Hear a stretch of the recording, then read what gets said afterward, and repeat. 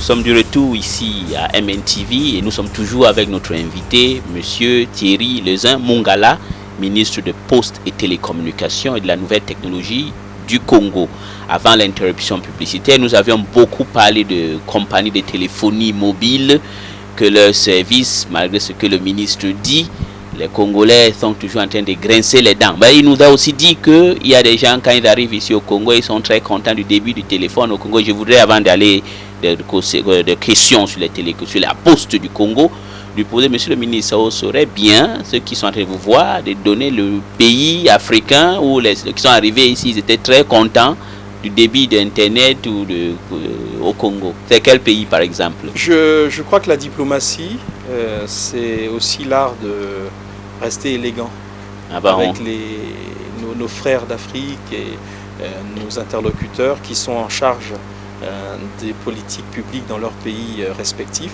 Et je crois qu'ils se reconnaîtraient s'ils suivaient notre interview. Je comprends, vous êtes vraiment un politique. Hein, non, mais je n'ai pas vocation à faire comme ça. C'est-à-dire que les gens sérieux, je dis bien les gens sérieux, savent de quoi je parle. D'accord. Hein, donc je n'ai pas besoin de montrer nos muscles. D'accord.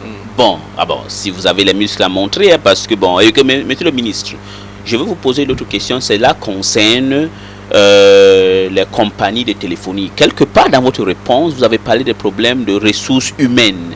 Vous avez aussi dit quelque part, les compagnies feront mieux, par exemple, de recruter des personnes qui connaissent mieux le territoire. Vous avez aussi dit, ce n'était pas de la xénophobie. Je voudrais que vous soyez un peu explicite. Est-ce que vous voulez nous dire, par exemple, que ces compagnies recrutent plus des étrangers que des Congolais? Oui, pas au poste subalterne. Et quelle compagnie, par exemple? Attendez. Je ne suis pas là pour dénoncer. Monsieur le ministre. Non, attendez. Je suis ministre des Postes et Télécommunications, membre du gouvernement, responsable au nom de l'État d'un secteur. Donc je n'ai pas à faire de jugement ou des tribunaux médiatiques. Je vous donne une idée d'ordre général. Le constat, il est le suivant. Ces opérateurs créent de l'emploi.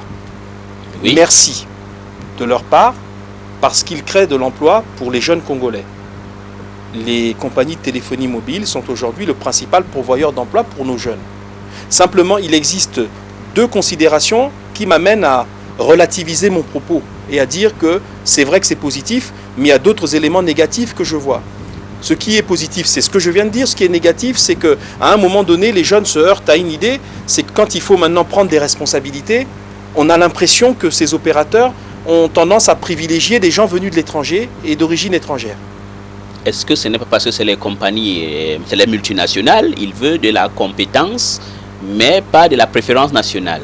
Eh bien, la compétence, quand on est un groupe panafricain, ou quand on a vocation à l'être, c'est pas de venir se vanter auprès du ministre des Télécommunications, que vous voyez, on a diversifié, il y a des gens d'origine de tous les pays africains dans notre direction générale, directeur de ceci, directeur de cela.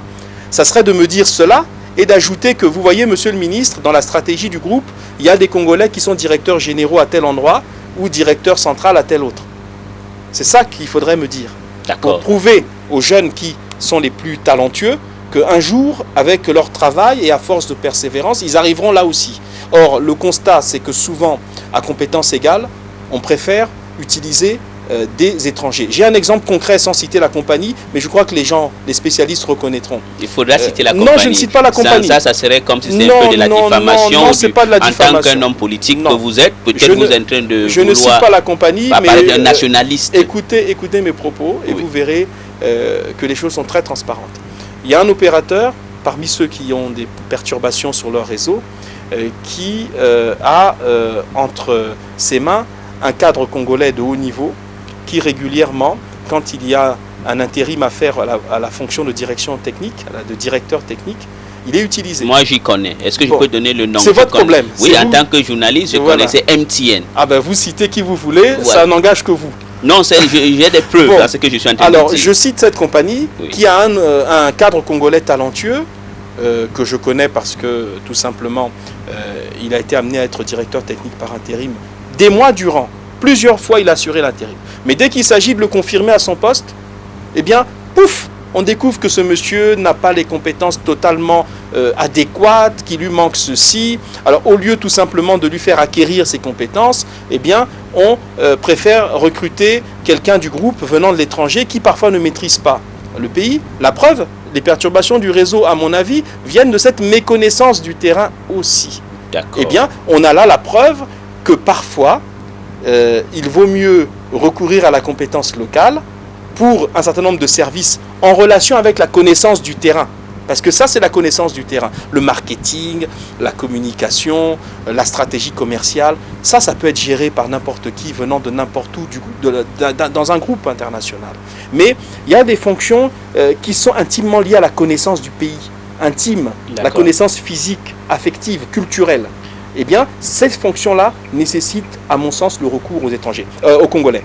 Par contre, puisque c'est une question fondamentale à mes yeux, ça fait 2 fois que j'en parle publiquement, je vais donc, après que nous ayons résolu ces questions techniques de perturbation des réseaux, écrire à mon collègue ministre d'État, le ministre d'État Florent Tsiba, ministre du Travail et de la Sécurité sociale, écrire au ministre chargé de l'Emploi et de la formation qualifiante, le ministre Zoniaba, demander à l'ONEMO, l'Office national de l'emploi et de la main-d'œuvre, de se joindre à nous, associer à cette réunion table ronde les opérateurs de téléphonie mobile et les syndicats de ces entreprises-là, et nous allons ensemble déterminer une politique raisonnable de recrutement pour les postes techniques, j'entends pour les postes techniques et les postes importants de responsabilité, une possibilité de recourir d'abord et en priorité à la main-d'œuvre locale. La main-d'œuvre expatriée n'étant que l'exception quand on ne trouve pas sur le plan local. La loi est même claire. Les contrats des expatriés doivent être homologués par l'ONEMO.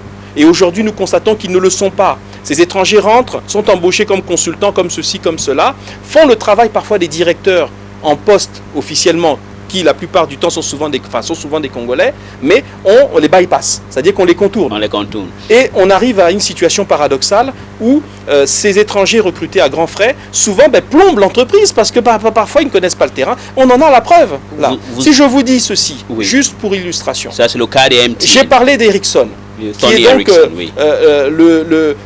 la société qui entretient les réseaux pour RTL.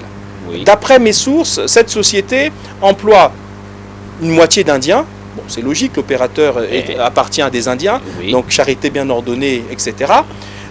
Mais sur l'autre moitié, j'ai un souci parce que d'après mes sources, il y a 30% d'étrangers. Et les étrangers là viennent de quel pays?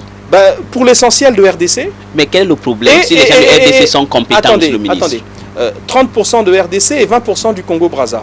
Je n'ai pas dit que ces gens, des 30%, n'étaient pas compétents, comme les 50% d'Indiens. Je dis qu'il n'est pas logique, monsieur Elie Smith, qu'il y ait dans notre pays, chez un opérateur, la moitié ou plus des agents qui soient étrangers. Pensez-vous que Orange, pour parler de la France, SFR, Bouygues, Free, s'ils employaient avec le chômage, le taux de chômage qu'il y a en France, s'ils employaient pour moitié des étrangers, pensez-vous que les syndicats français accepteraient cela? Ils n'accepteront pas. Eh bien, nous ne l'acceptons pas, tout en étant un pays ouvert à l'investissement. Nous considérons que, je ne parle pas du top management qui relève de stratégie du groupe. Oui. Le groupe est propriétaire de sa société, il fait ce qu'il veut de ses dirigeants. Il embauche qui il veut, il peut mettre un Chinois, un Guatémaltèque ou un Congolais s'il le souhaite à la tête de son opération, c'est son droit. Il met qui il veut, il est propriétaire. Par contre, pour ce qui concerne les postes d'exécution, on va dire importantes pour certains postes d'encadrement et un certain poste de responsabilité, il faut recourir en priorité et en majorité aux nationaux. Et aux nationaux qui sont compétents. Bien entendu. Je crois que ça serait insulter les jeunes compatriotes qui sont dans ces opérations de considérer qu'ils ne le sont pas. Je viens de vous citer, vous avez cité vous-même un cadre, vous avez cité le nom de l'opérateur. Oui, ça ne n'engage que vous. Oui. Moi, je dis... Vous n'avez pas de RTL alors? Cette personne... Vous n'avez pas de MTN, vous n'avez pas de RTL. Cette personne est très compétente. Et à la satisfaction de ses collègues qui, jusqu'à présent, ne comprennent pas pourquoi il n'est pas responsabilisé depuis des années dans cette opération. D'accord, c'est comme ça. Monsieur le ministre, j'avais voulu qu'on parle vraiment de télécom, mais là vous m'amenez à vous parler des problèmes politiques et économiques du pays. Est-ce que, en tant que ministre du gouvernement, vous ne vouliez pas, par exemple, vous aviez été incapable de résoudre le problème de chômage, vous voulez maintenant que c'est les compagnies de télécom qui résolvent les problèmes? Non, bon, ça encore, c'est une agression, ça. Non, je vous pose la question parce que c'est le chômage, chaque ministre, dans son secteur, celui dont il a la juridiction, a le devoir impérieux, sous les instructions fermes du président de la République, de trouver les voies et moyens de le résorber dans son secteur. Donc je crois que chacune et chacun des membres du gouvernement sont suffisamment consciencieux et au fait de l'idée que le chômage est une douleur pour les familles et pour les jeunes diplômés concernés, pour que nous fassions chacun, pour ce qui nous concerne, dans nos secteurs respectifs, les efforts nécessaires. Donc qu'on ne me reproche pas, justement au nom de la lutte contre le chômage, de faire le nécessaire pour réduire un tant soit peu ce chômage dans mon secteur. Et je crois que tous mes collègues, sans exception, font le nécessaire pour que dans leur secteur, il y ait une majorité de Congolais qui soient recrutés pour les secteurs pourvoyeurs d'emploi qui sont sous leur juridiction. Ça serait une injure de dire qu'un membre du gouvernement accepterait le principe qui consiste à tout simplement faire le nécessaire pour réduire le chômage dans son secteur. Voilà, monsieur, mais je veux revenir encore sur le problème de lutter contre le chômage au Congo. Est-ce que vous ne pensez pas que votre déclaration que vous venez de faire là va aussi faire fuir les investisseurs, en particulier ceux de télécommunications, parce qu'ils vont te dire, bon écoute, là-bas, il paraît qu'ils vont nous donner un quota de recrutement des nationaux et puis ce n'est pas ce que nous voulons. Je n'ai pas parlé de quota, j'ai dit que la loi congolaise qui existe depuis des lustres prévoit, comme en France, comme au Cameroun, comme dans n'importe quel pays normal, que dans le pays d'origine où on exploite, la loi, c'est la règle, la norme, c'est d'utiliser les nationaux. C'est quand on ne peut pas, pour des raisons techniques de compétences ou autres, utiliser un national qu'on recourt à un étranger. Ce n'est pas nous qui l'inventons, c'est la loi congolaise et c'est une loi universelle.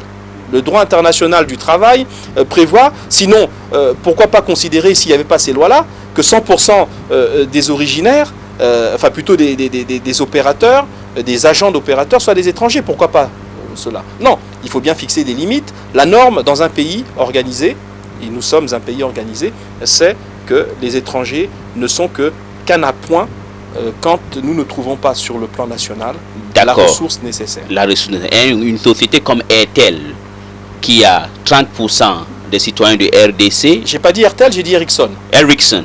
Ouais. Mais Ericsson travaille pour Airtel. Oui. Alors, ça peut être Airtel aussi.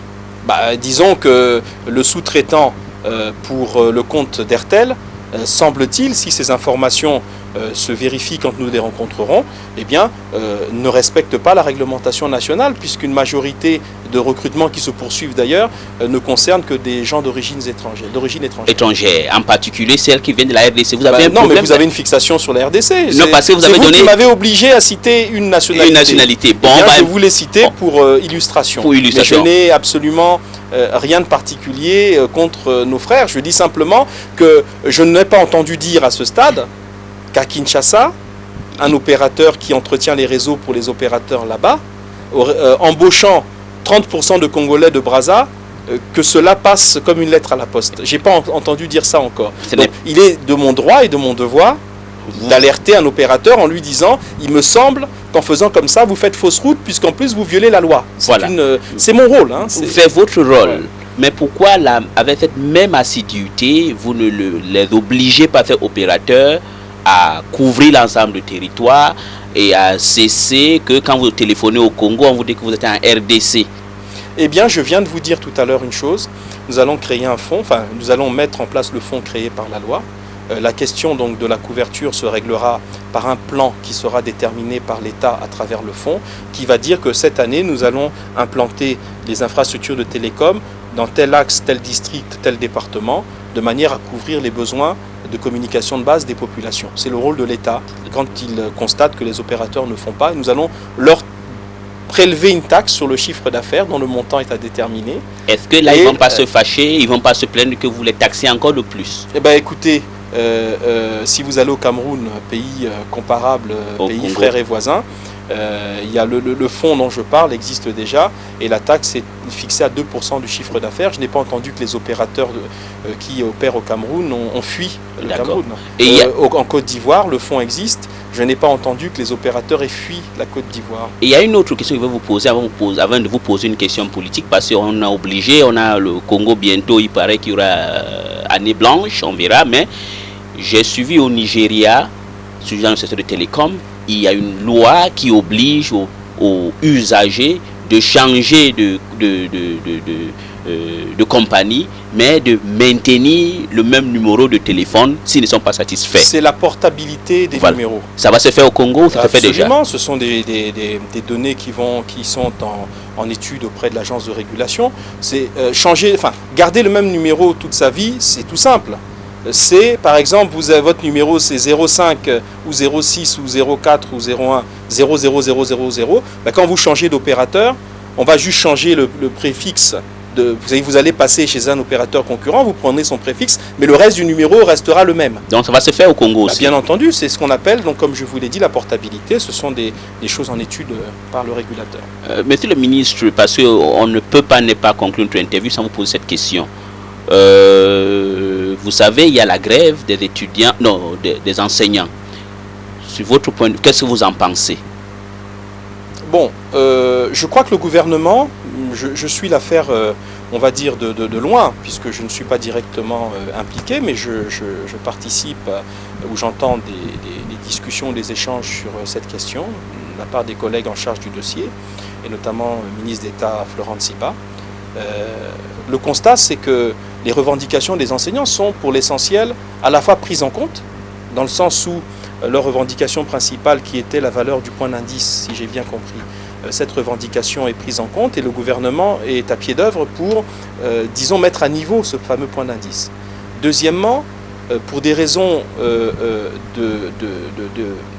cohérence financière et pour éviter l'effet domino, on veut éviter de multiplier les statuts particuliers, puisque chaque corporation réclamant un statut particulier, on risque d'avoir un phénomène incohérent où le statut général deviendrait l'exception du statut du fonctionnaire, tandis que les statuts particuliers deviendraient la règle. Donc, pour éviter cet effet qui aurait, disons, une conséquence désastreuse pour les finances publiques, puisque ça voudrait dire que chacun négociant son point d'indice, il y aurait une inflation qui se redévelopperait dans le pays et la fonction publique pourrait courir à sa perte sur le plan de la lourdeur financière qui empêcherait sa modernisation. Donc le gouvernement, sous les instructions du président de la République, il y a eu une réunion récente du Comité national de dialogue social, a lancé depuis lundi une concertation avec l'ensemble des centrales syndicales pour, en réalité, une réflexion globale, pas seulement des statuts particuliers, les enseignants, les autres, etc., mais une réflexion globale. Donc je crois qu'il faut laisser les partenaires sociaux autour du gouvernement faire leur travail pour proposer au gouvernement et aux syndicats un schéma qui soit un schéma de réforme du statut et la prise en compte des revendications salariales des agents de la fonction publique. Deuxièmement, vous parlez de la grève des enseignants. Bon, je crois qu'aujourd'hui, la grève n'a plus lieu d'être puisque les revendications, comme je vous l'ai dit, pour l'essentiel, sont prises en compte. Donc le phénomène, s'il persiste, risque de nous amener à considérer qu'il y a d'autres arrière-pensées. Et vous pensez quoi? Vous pensez tout simplement qu'il existe probablement des officines, des groupuscules qui veulent saboter à la fois l'année scolaire, parce que c'est quand même au détriment des enfants que cela se passe. Une année blanche, ça veut dire que les enfants vont tous redoubler. C'est ça l'année blanche.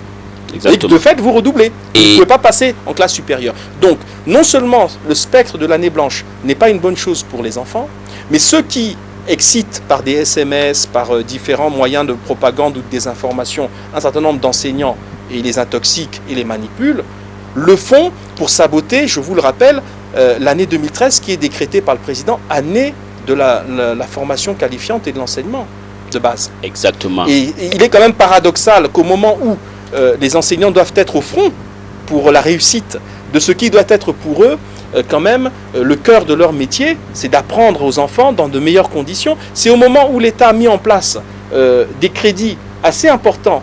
J'étais au Conseil des ministres qui a adopté le projet de budget qui ensuite a été voté par le Parlement.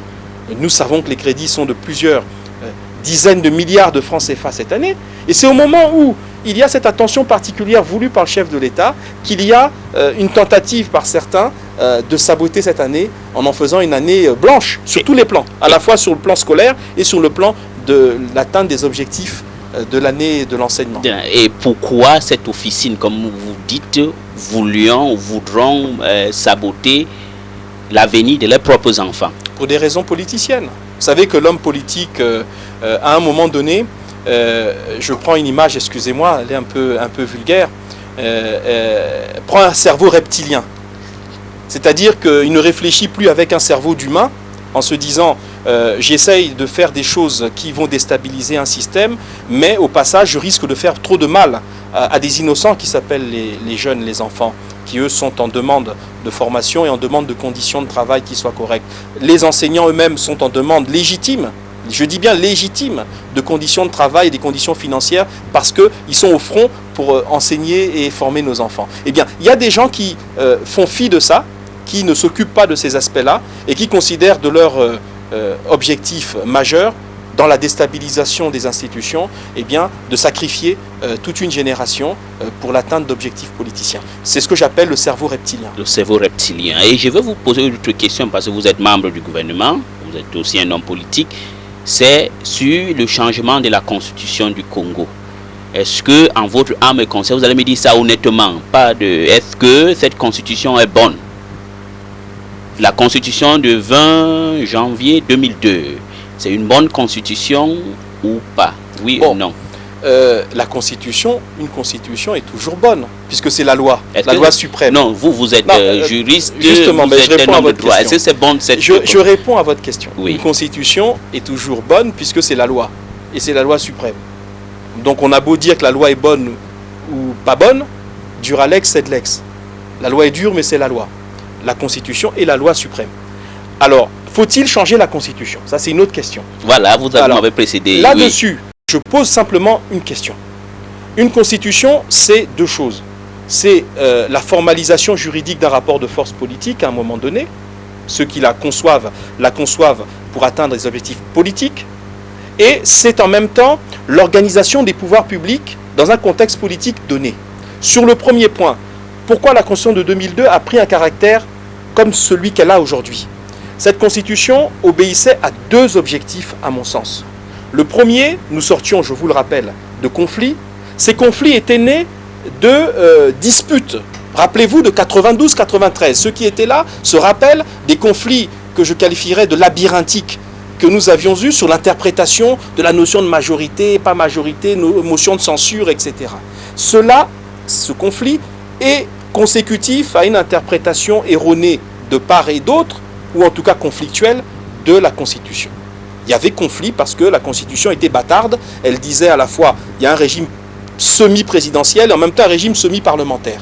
D'où les conflits et d'où la guerre, parce que tout ça a abouti au conflit. Donc, cette Constitution de 2002 répondait d'abord au souci de clarifier les rapports entre les pouvoirs publics dans l'État congolais.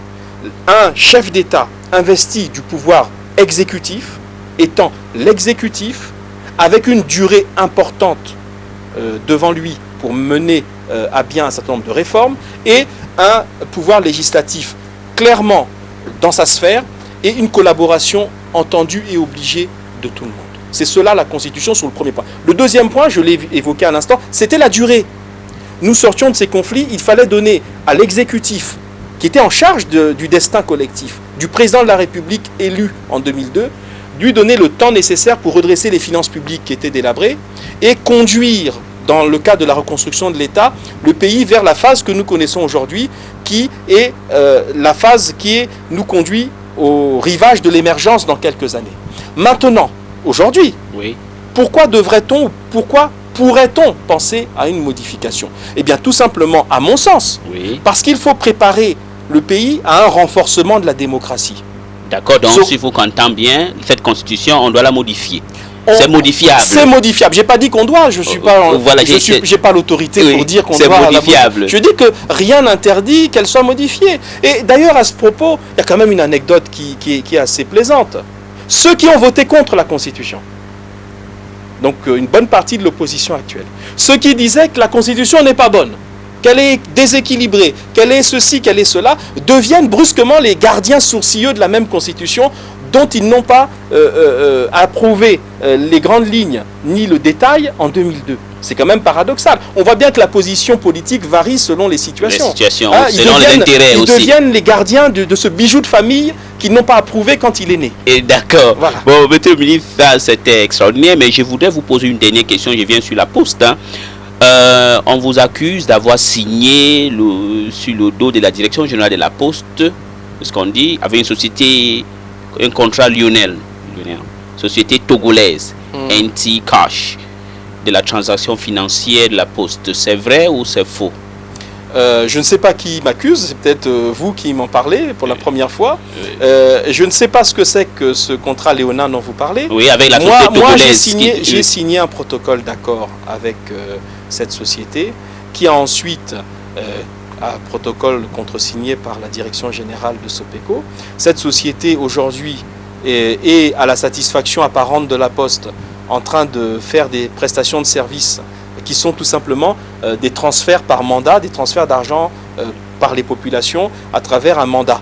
C'est ça. Et sans problème. Vous avez entendu qu'il y avait un problème? Autre question que je voulais poser rapidement. Donc je ne sais pas ce qui est léonin là-dedans. Moi, je n'ai plus de contact, et pour cause, puisqu'ils sont en contact tout quotidien avec la Poste, je n'ai plus de contact avec ces gens depuis la signature en avril 2011 de ce contrat. D'accord. Vous aviez à votre arrivée fait defenestrer, c'est un peu dur, Blanchard Oba, qui était le patron de la Soutelco. Bon, c'était bien, mais Congo Télécom va mal. Pourquoi vous n'avez pas aussi fait partie le directeur du Congo Télécom, qui gère mal? Bon, ça c'est votre interprétation, qu'il gère mal. Ça ne marche pas, Congo Télécom. Attendez.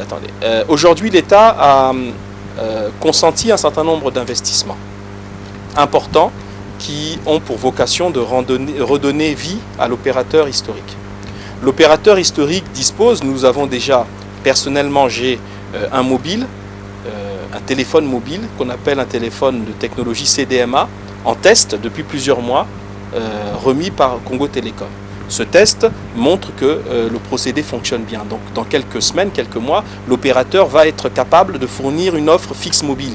D'accord. Bon, donc ça veut dire que les choses se font. Elles ne se font pas publiquement, médiatiquement, dans la rue, mais elles se mettent en place. Maintenant, ce qui manque à l'opérateur, c'est quelque chose qui va se faire dans les prochains mois, c'est l'arrivée d'un partenaire stratégique de classe mondiale. Et c'est qui? Qui va lui permettre de proposer enfin à nos populations des services qui lui permettent à cet opérateur historique congolais de rivaliser avec les opérateurs mobiles. Et c'est quelle société? Pour l'instant, nous sommes en discussion avec un certain nombre d'opérateurs. Je crois que vous avez suivi... Et ce n'est pas Orange, par exemple? Mais Orange fait partie des candidats potentiels à l'arrivée sur le marché congolais. Je crois que le président de la République a reçu le président directeur général de Orange, M. Stéphane Richard, à Paris. J'étais présent lors de l'audience il y a quelques semaines. C'est passé à la télé, donc tout le monde a bien vu. Et on n'était pas sous un pont à minuit avec des cagoules, on n'était pas masqué. C'est passé dans les médias, donc tout le monde se rend bien compte qu'il y a des discussions avec Orange.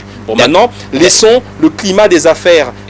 C'est quelque chose qui obéit à deux temps. Il y a le temps privé où on négocie, et puis il y a le temps public où on annonce. On annonce. Voilà. D'accord, monsieur Thierry Mongala, c'était un honneur de vous recevoir. C'est moi qui vous remercie. Et merci beaucoup d'avoir accepté mon invitation. Merci. C'était la grande interview avec Ellie Smith. À vendredi prochain, s'il plaît à Dieu.